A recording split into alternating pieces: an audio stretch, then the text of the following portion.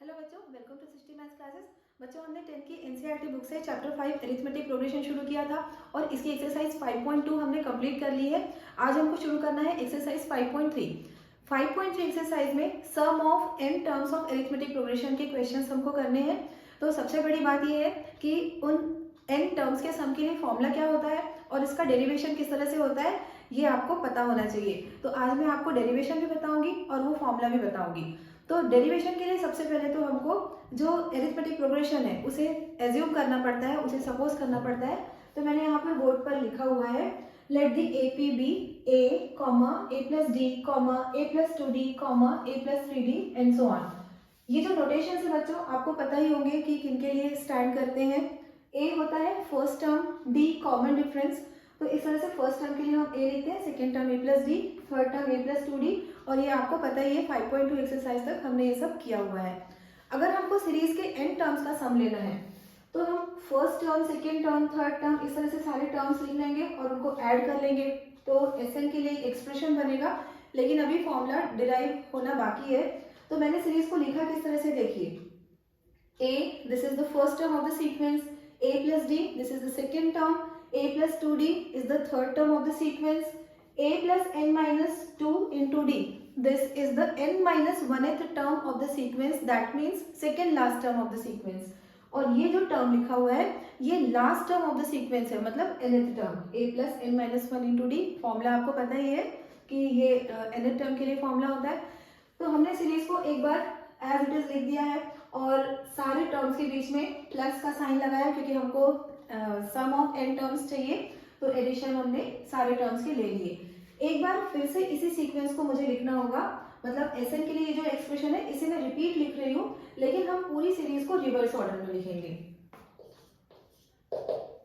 तो यहाँ पर अब कौन सा टर्म आएगा, अगर हमको सीरीज को रिवर्स ऑर्डर में लिखना है तो लास्ट टर्म कहाँ पर आ जाएगा, फर्स्ट टर्म की जगह पर, a plus n minus 1 into D. Video को आप स्किप मत करिएगा, क्योंकि आपको अभी पता चलेगा कि किस तरह से एसएन के लिए फॉर्मूला डिराइव होता है। तो अभी तो मैंने शुरू ही किया है इसका डेरिवेशन। ये मैंने लिखा है लास्ट टर्म, अब लेंगे हम second last term, a plus n minus 2 into D. Second last term मतलब ये सीक्वेंस का n माइनस 1th टर्म है। इस तरह से ये सीक्वेंस चलता जाएगा। अब ऑब्वियसली अगर मैंने रिवर्स ऑर्डर में लिखा हुआ है तो ये जो बिगनिंग के टर्म्स है, मतलब फर्स्ट टर्म, सेकेंड टर्म, ये कहाँ पर चले जाएंगे, ये एंड में चले जाएंगे।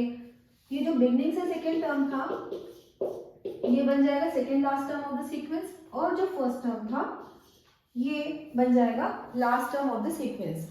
अब हम इन दोनों सीरीज को ऐड करेंगे। तो ऐड करने का भी एक खास तरीका है। वो तरीका क्या है, आप देखिए यहाँ पर लेफ्ट हैंड साइड में S n plus S n, ये तो बिल्कुल सिंपल सा चॉइस ऑफ एस एन हो जाएगा। दो सेम सेम वैल्यूज ऐड होती है तो वो डबल हो जाती है, तो मैंने इसे चॉइस ऑफ एस एन लिख दिया। तो ये लेफ्ट हैंड साइड में एडिशन में कोई बड़ी बात नहीं थी। राइट हैंड साइड में किस तरह से हम ऐड करेंगे ये आप देखिए। जब बच्चों हम राइट हैंड साइड में इन सारे टर्म्स को आपस में ऐड करेंगे तो करस्पॉन्डिंग टर्म्स को हमें ऐड करना है। करस्पॉन्डिंग टर्म्स मतलब इस सीक्वेंस में जो ऊपर मैंने सीक्वेंस लिखा है उसका फर्स्ट टर्म और नीचे जो सीक्वेंस लिखा हुआ है उसका फर्स्ट टर्म, इन दोनों को एक साथ एक ही ब्रैकेट में लेना है। a प्लस, फिर ये वाला टर्म लिखना है हमको, a plus n minus 1 into d. तो मैंने यहाँ क्या किया है, दोनों सीक्वेंसेस का, मतलब है तो ये एक्चुअली एक ही सीक्वेंस, लेकिन यहाँ पर रिवर्स ऑर्डर में लिखा हुआ है। तो इन दोनों ही सीक्वेंसेस के फर्स्ट टर्म्स को मैंने एक ब्रैकेट में ले लिया। फिर इसी तरह से सेकेंड टर्म्स को भी एक सेम ब्रैकेट में हम ले लेंगे। a plus d plus a plus n minus 2 into D.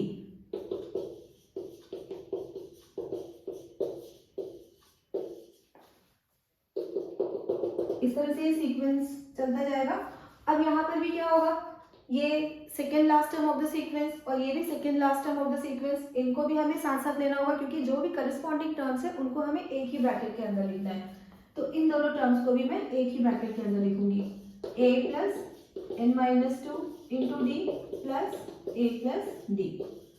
और इसी तरह से ये जो लास्ट टर्म्स है इन्हें भी हम एक ही ब्रैकेट में लिख लेंगे, a plus n minus 1 into D plus a। अब ये जो कैपिटल ब्रैकेट्स बने हुए हैं इनको जब हम सिंप्लीफाई करेंगे तो आप देखिए कि किस तरह का एक्सप्रेशन बनने वाला है, a plus a to a plus n minus one into d. Left hand side में है choice of S n, right hand side में क्या मिल रहा है हमको, फर्स्ट ब्रैकेट के अंदर 2a plus n minus one into d. फिर इस ब्रैकेट को भी हम सिंप्लीफाई करेंगे, तो यहाँ पर सिंप्लीफाई करने के बाद क्या मिलेगा, a plus a 2a plus d plus n minus two into d. तो इन्हें किस तरह से ऐड करना है आप यहाँ पर थोड़ा ध्यान से देखेंगे तो आपको समझ में आएगा। ये है d, तो इस d को मैंने कॉमन ले लिया। d कॉमन लेने के बाद ब्रैकेट में जो टर्म्स बचेंगे वो कौन कौन से टर्म्स होंगे, यहाँ पर d बाहर आ गया तो इसकी जगह पर ब्रैकेट में आएगा 1 और यहाँ पर आएगा n माइनस टू।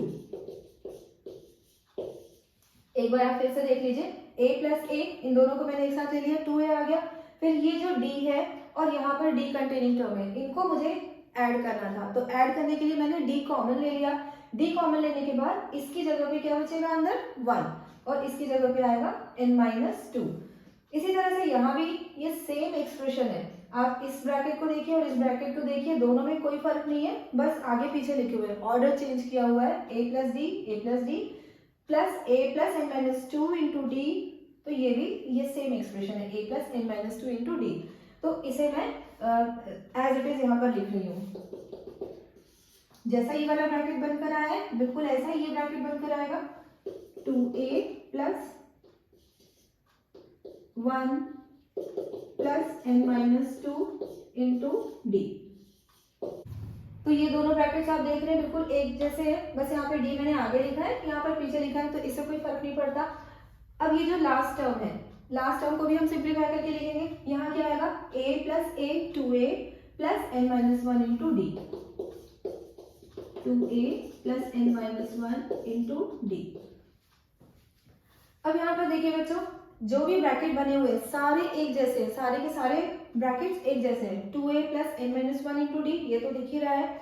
फिर यहाँ पर 2a plus n minus one into d, ये दोनों बिल्कुल सेम ब्रैकेट्स हैं, और इनको भी अगर आप सिंप्लीफाई करेंगे तो ये भी बिल्कुल इसी तरह से आ जाएगा। तो मैं इसे अलग से सिंप्लीफाई करके दिखा रही हूँ, 2a plus d into 1 plus n minus two. तो यहाँ पे 1 माइनस टू क्या आएगा, -1 बचेगा,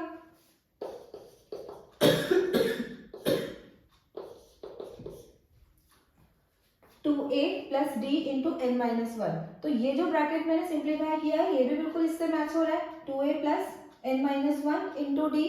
मल्टीप्लीकेशन में ये जो d है इसको आप आगे लिखे या पीछे लिखे, इससे कोई फर्क नहीं पड़ता। तो ये जितने भी ब्रैकेट्स बन के आ रहे हैं सारे के सारे एक जैसे हैं, और वो सारे एक्सप्रेशंस क्या है, 2a plus n minus one into D. अब हम ये काउंट करेंगे कि यहाँ पे ये जो टर्म आ रहा है ये कितने टाइम्स है। ये एक ब्रैकेट दिखाई दे रहा है, ये एक और ब्रैकेट दिखाई दे रहा है, फिर बीच में डैश डैश लगे हुए हैं, फिर लास्ट में मैंने फिर से इन्हें लिखा हुआ है। ये नंबर में टोटल n टर्म्स है, क्योंकि हमने शुरुआत ही n टर्म से की थी। n टर्म्स को लिखने के बाद इन टर्म्स को जब मैंने ऐड किया तो ये जो ब्रैकेट्स बनकर आएंगे ये भी तो n टाइम्स ही होंगे। मतलब इन टर्म्स को अगर हम ऐड करते हैं तो हमें आंसर क्या मिलेगा, आंसर हमको मिलेगा 2sn equals to n times 2a plus n minus one into d. तो ये जो सारे टर्म्स हैं वो टर्म्स कितने टाइम्स है बच्चों, n टाइम्स है, इसलिए मैंने लिखा n times 2a plus n minus one into D. सारे ब्रैकेट्स आपको एक जैसे ही मिलेंगे। तो अब Sn के लिए फाइनली फॉर्मूला हमको क्या दिखाई दे रहा है, Sn equals to n upon two, ये जो 2 है यहाँ पर लेफ्ट हैंड साइड में मल्टीप्लाई हो रहा है, राइट हैंड साइड में जाकर डिवाइड हो जाएगा, n अपॉन टू, फिर bracket 2a plus n minus one into d. This is the formula for sum of n terms of an arithmetic progression. और ये तो एक फॉर्मूला है, अभी एक और फॉर्मूला मैं आपको बताने वाली हूँ, और वो बिल्कुल सिंपल सा और छोटा सा फॉर्मूला है, Sn equals to n by two into a plus l। तो उस फॉर्मूला का भी डेरिवेशन अभी हम देखेंगे। तो अब हमको देखना है second formula for sum of n terms of arithmetic progression, Sn equals to n upon two a plus l। अब ये फॉर्मूला कहाँ से आया बच्चों, अभी मैंने आपको बताया था Sn के लिए formula n/2 2a plus n-1 into d, ये फॉर्मूला होता है। और इसका डेरिवेशन भी मैंने आपको बताया। इसी फॉर्मूला से ये वाला फॉर्मूला डिराइव हो जाएगा। वो कैसे होगा देखिए, n/2 2a की जगह पे हम लिखेंगे a प्लस a, लिख सकते हैं इसे 2a की जगह पे हम a प्लस a लिख सकते हैं, फिर प्लस n-1 इंटू डी, ये लिख लिया।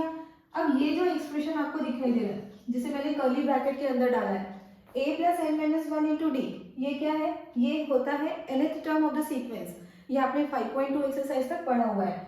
This is the formula for nth term of AP, n/2 a plus an, और nth टर्म को ही हम लास्ट टर्म भी बोलते हैं। तो ये फॉर्मूला क्या बन जाएगा, n/2 a plus l, l stands for last term of the sequence. तो इस तरह से आज दोनों फॉर्मूले का डेरिवेशन हमने देखा है और नेक्स्ट क्लास से हम एक्सरसाइज भी शुरू कर लेंगे। तो आज बच्चों हमने sum of first n terms of arithmetic progression के लिए दो फॉर्मूले देखे और वो दोनों फॉर्मूले क्या क्या थे। फर्स्ट फॉर्मूला है Sn equals to n/2 into 2a plus n-1 into D, और सेकेंड फॉर्मूला है Sn equals to n/2 a plus l। तो इन दो फॉर्मूला की हेल्प से हम एक्सरसाइज 5.3 कंप्लीट करेंगे। तो इस एक्सरसाइज का फर्स्ट क्वेश्चन आज हम कर लेते हैं। फर्स्ट क्वेश्चन है find the sum of following APs. तो यहाँ पर कुछ एपीज लिखी हुई है और उन एपीज के certain number of terms, finite number of terms का सम हमको फाइंड करना है। तो यहाँ पर जो फर्स्ट सीरीज लिखी हुई है वो है 2, 7, 12 अप टू 10 टर्म्स।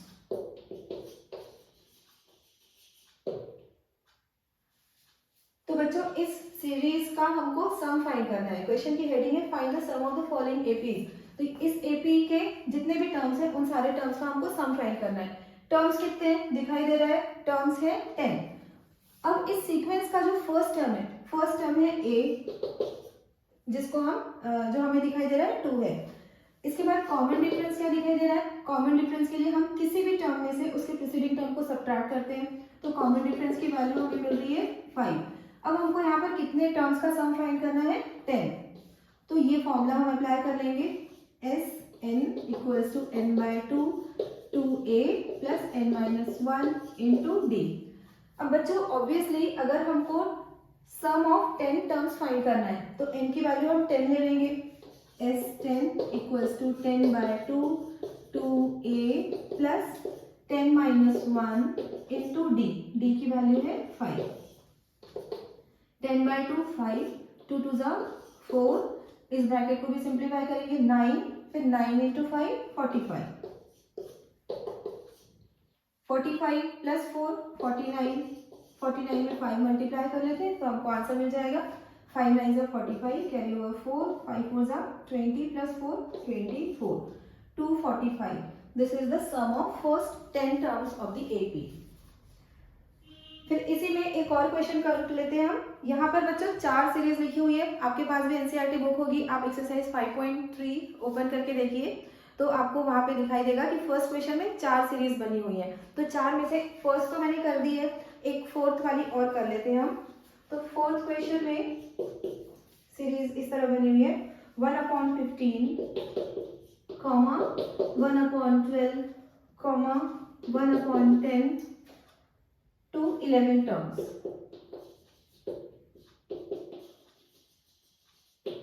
मतलब ये है कि ये आपको सीरीज दी हुई है 1/15, 1/12, 1/10 और इस सीरीज के 11 टर्म्स का सम हमको फाइंड आउट करना है। तो यहाँ पर फर्स्ट टर्म दिखाई दे रहा है 1/15 है, इसको हम a से डिनोट करते हैं। अब कॉमन डिफरेंस कैसे फाइंड करेंगे, कॉमन डिफरेंस के लिए किया जाता है second term minus first term, या किसी भी टर्म में से उसके प्रीसीडिंग टर्म को हमें सब्ट्रैक्ट कर देना है। 1/12 माइनस 1/15, एलसीएम इन दोनों नंबर्स का होगा 60, 12 5 जा 60, 15 4 जा 60। तो ये 5 माइनस 4 1/60। तो कॉमन डिफरेंस की वैल्यू आ रही है 1/60 और अब मैंने यहाँ पर एलसीएम शो नहीं किया कि किस तरह से फाइंड करना है, क्योंकि आप लोग 10th स्टैंडर्ड के बच्चे हैं तो एलसीएम फाइंड आउट करना आपको अच्छे से आता ही होगा। और अगर नहीं आता है तो आप कमेंट सेक्शन में लिख सकते हैं, मैं उसके लिए भी वीडियो बना दूंगी। तो ये मैंने एलसीएम डायरेक्टली ले लिया था 60 और इसको सिंप्लीफाई कर किया तो कॉमन डिफरेंस की वैल्यू 1/60 आ गई है। अब 11 टर्म्स का सम हम फाइंड करेंगे। S11 इक्वल्स टू, इस फॉर्मूला में हमको वैल्यू पुट करना है। n की वैल्यू हम ले लेंगे 11 क्योंकि हमें 11 टर्म्स का सम निकालना है। a यहाँ पे दिखाई दे रहा है 1/15 और d की value 1/60। n/2 2a plus n-1 into d। 11/2 2/15 plus 10/60, ये जो ब्रैकेट है इसे सिंप्लीफाई करेंगे तो 10 आएगा, 10/60। ये 0 0 कैंसिल हो जाएंगे तो यहाँ पर वैल्यूज क्या आ रही है 11/2 इंटू 2/15 प्लस 1/6।